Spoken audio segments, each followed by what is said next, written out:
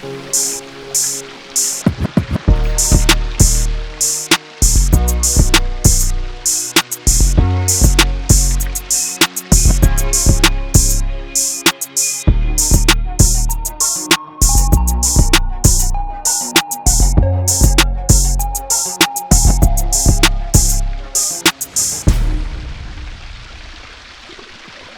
right, we are here in La Jolla with my good friend Gretchen. I'm so excited to be in her kitchen because her kitchen is a magical place. She makes the most magical food. She goes back to the basics of real food. And I get so many questions from people like, what should I eat? I'm trying to do this keto diet. I'm doing a vegan diet. I'm doing a all carnivore diet, whatever diet there is. And I really love Gretchen's approach. It's like, just go back to the basics, eat nourishing food, and you'll never have to diet again.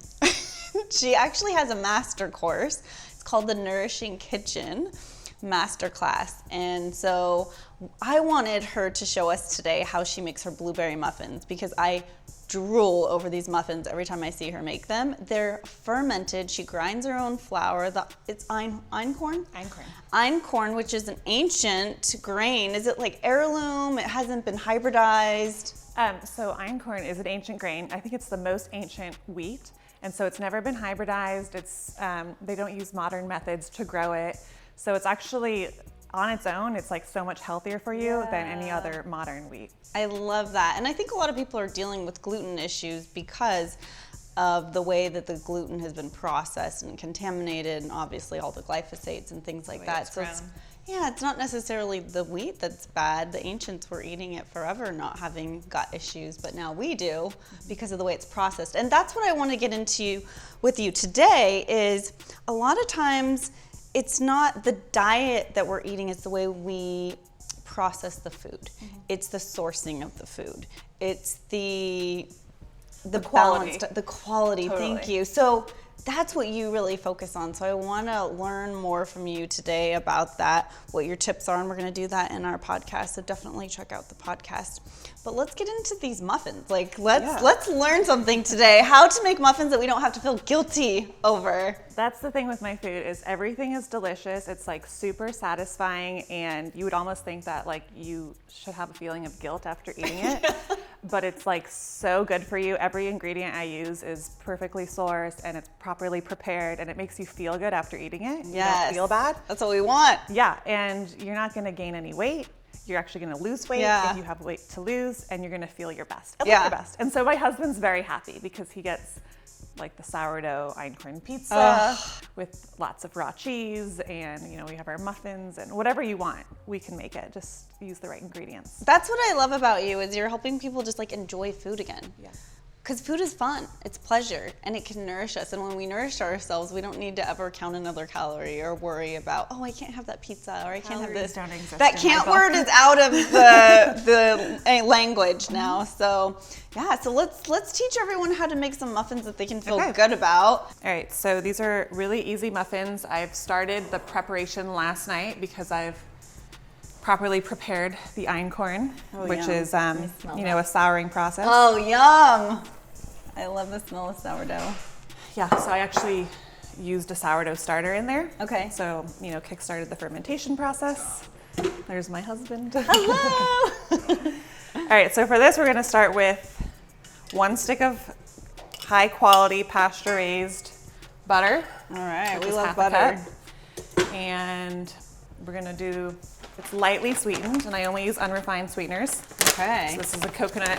So tell people, what's an unrefined sweetener? What does that mean?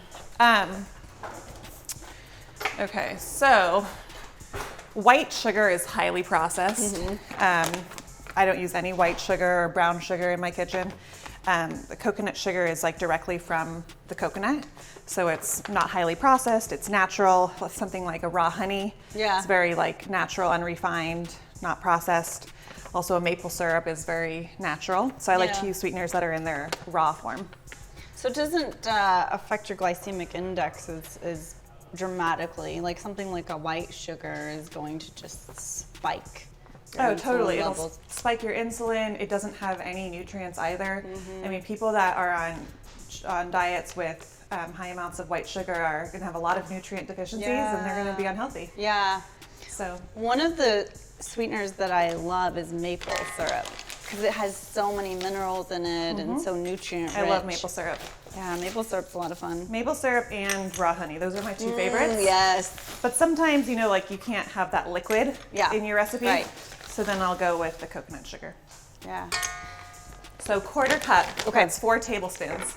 And I actually put into the batter last night to ferment it. I also put in a 1/4 cup of coconut sugar. Okay. And Make that it a little sweet. It makes it a little sweet, but it also starts to pre-digest the sugar too. So it's not going to be, you know, as high of a carbohydrate as it would have been.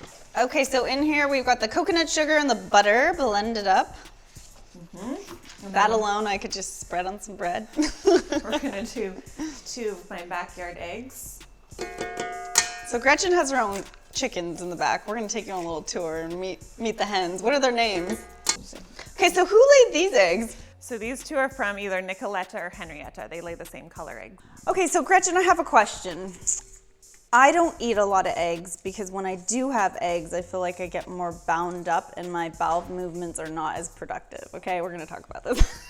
So what are your suggestions on that? Because I don't typically bake with eggs because of that.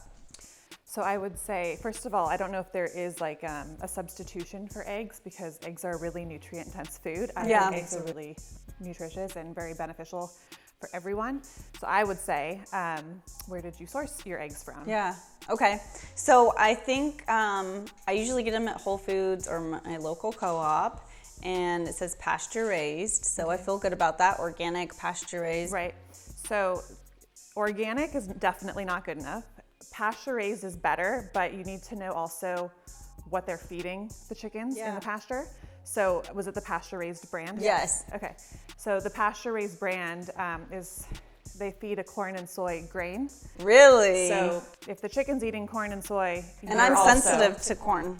Exactly. So you're gonna be having that sensitivity then because the corn is in the chicken, is in the egg. Yeah. There we go. There we go. That's it. So it seems like a small detail, but it's actually huge because how we're digesting our food, that depends on if we're going to be able to absorb the nutrients well, if we're not going to be able to go to the bathroom, if we're going to feel nauseous, whatever is going on. A lot of people have gut dysbiosis and they can't digest something. Or for me, like I have that sensitivity to corn. A lot of people have sensitivities to soy and corn. Yeah, and even with soy, I don't even like to eat it unless if it's been properly prepared, so like through fermentation. Yeah. In Japan, they traditionally would ferment soy, and they eat very small quantities of soy. And then today in America, this tofu, for example, is not fermented the way it should be, and it's also a substitution for meat. So the way we eat it is just not the way it's supposed to be eaten. Yeah. And also, the government subsidizes all of that soy and corn, and they use a lot of glyphosate. Oh my gosh, so heavily sprayed. Yeah. So the people might be like, oh, well, I'll just have organic soy. Still, though, if it's organic, it could still be sprayed with glyphosate. Yeah. Am I right about that? Totally. And because it's hard to separate and you don't really know. Like with corn, I get really reactive with corn and my whole body gets inflamed. And so I started thinking, oh, well, maybe if I get the non-GMO project corn, and it's like same problem. Yeah, no, that could still have tons of pesticides on it. And actually, corn is... You're not guaranteed. Right. It's such a heavily sprayed crop as it is. Even if it's... I mean, you would only want to have organic corn, but like you really want to know where your corn is being sourced from too. Right. Everything like that you see at the grocery store has corn of some sort of byproduct in it. So yeah, like it's subsidized. Like corn is such a cheap crop to grow. Yeah, it's a good filler for companies to add into their product to save. It does. Corn does everything. Yeah, it's insane. So if corn isn't like if you grow it well and you know the farm that it came from and they're not using pesticides, it's I think it's fine to eat. But like if you don't know where it came from and if you don't know how it's being created, I wouldn't go near it. Yeah. Which is why you don't want it in the feed of your animal. That you're eating. You don't, and it's almost in everything. This is such good information because I feel like a lot of people are trying so hard to eat healthy. They go to the store and they're like, oh, this is organic, or like I picked up those pasture-raised eggs, and so we trust that. Right. But it's really important, like you're saying, to really understand the sourcing. Where did this really come from? What are they feeding these hens? How are these hens living? Yeah, no, totally. People think that if they buy organic, that's good enough. And honestly, maybe in the past, like when organic was becoming a term that people were using instead of like chemicals and pesticides, it was a good thing. But today it's almost like being non-organic. Like it's a monoculture industry, and it's just completely taken over. So organic's not all that it's cut out to be. Yeah, it doesn't mean much. Okay, so we just blended the butter and the eggs and the sugar together. I'm going to throw in a little bit of the vanilla extract that I forgot to put in. All right, yummy. And then we are going to get to our fermented batter. Okay. Oh, I can't wait. I'm so excited. So if you don't have your own chickens and you want to buy eggs at the store, what's a good brand? Okay, there is a good brand. Well, if you're in San Diego, I don't know if they have this brand everywhere, because actually it's a farm in Ramona. Okay. It's called Truly Happy Hens. I'm totally plugging them right now. And they feed a corn-free, soy-free grain, and their chickens are on pasture every day. They rotate them daily, so it's a very high-quality, healthy bird. That's what we want. That's what we want. Happy hens. That I've seen, I don't know. I haven't seen them available in our stores, but I know that they are in California. It's called Raw Farm, and they also have their chickens on pasture. They rotate them daily. Okay. And they have a corn-free, soy-free Raw grain. Farm. Nice. So what does rotating them daily mean? Like they're not, they get to rest and then they're on the pasture one day, or? So rotational grazing is really important for the way that our animals are raised, for whether it's cattle, dairy cows, chickens, any animal. You want them to be on pasture, and then you want them to be rotated daily, because then they get fresh soil, or they get fresh grass, fresh bugs. Like if you keep them on the same grass, like little square area every day. Them to different areas. Yeah, okay, gotcha. they're going to eat everything within a day, and then they get diversity. Diversity, totally. It's also really good for the soil. So then the soil, they eat all day, they scratch, they go to the bathroom, then you move them. Then the soil has time, and the grass has time to regenerate and to get all those microbes. And so many little details that I'm in the farming business now, I love this. I know, that is so cool, and I want to hear more about that. That is so cool. You know a lot about it, and these are really important details that I'm sure you talk about in your master class. I don't get into the details of farming, but I do get into like what you would need to know about sourcing your foods and why quality matters. Yeah. Okay. Good. Well, that's a good place to start. Ever since learning about all of this, we've gotten into farming. Yeah. Because we realized that it's so hard to find the quality of food that you need to find in a store. It's almost impossible. It is. And so, like, if you're not doing it yourself, or at least know somebody that's doing it, it's a problem. That's where community comes in, right? Like really knowing someone who is great with cattle, another person who's great at growing vegetables, another person who knows how to source good water. Totally. So now I'm putting in the fermented batter. You want to show it? This is the einkorn that I freshly milled from the grain. I always freshly mill my grains into the flour so that the flour doesn't go rancid, so it's always fresh. And then I added my sourdough starter to it last night, some homemade raw kefir. Yum. Raw milk.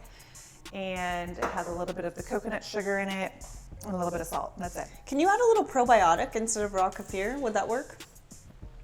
Like a capsule? Yeah. I don't think it would do anything, because you're going to cook it and then it would kill the probiotic. Okay. I have my homemade baking powder. No way. How do you make that? It's super easy. So this is baking soda, cream of tartar. Okay.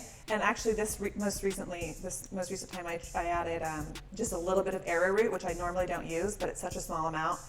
And I'm just going to see how that works. Yeah. The texture. All right. But yeah, it's just a 1 to 2 Baking soda ratio. and cream of tartar. Okay. Yep. 1 to 2 ratio. And the reason why you don't want to use the baking powder in the store is because it could have aluminum. Yeah. And if it doesn't have aluminum, it has cornstarch. Yeah. Which is the byproduct of corn. So. We don't want that corn in there. So what do you normally do when I just use it calls for baking powder? soda. So I want to go back to the flour, you grinding it. A lot of people don't realize that once the grain is ground, it begins to oxidize right away. when the grain oxidizes, it's becoming a free radical in your body. The light and the oxygen start to oxidize, and it's because there's exposure, right? Because the grain has been exposed to the light. There's more surface area. So I think a lot of people don't think about that. They just pick up flour at the grocery store. Which is a dead food. Yeah. The other thing is too, you buy a white flour. A white flour literally has like no nutrients whatsoever. The thing with using the whole grain has like the whole, or the bran has all of the nutrients in it. But you have to prepare it properly, because if you just eat a whole grain without like fermenting, souring, soaking, sprouting, then you don't neutralize the phytic acid. Yeah. The phytic acid, if you're eating grains regularly, is going to take nutrients out of your body. Yeah, it's an anti-nutrient. Yeah. Yeah. And you also have the enzyme inhibitors. So you have to properly prepare a whole grain so that you can absorb those nutrients and digest it. Yes, so it's huge. That's so important because we want to get the nutrition, and so the way we process it. So how do you turn that into a flour? You put it in the Vitamix, or? So on my wish list, I do have a grain mill.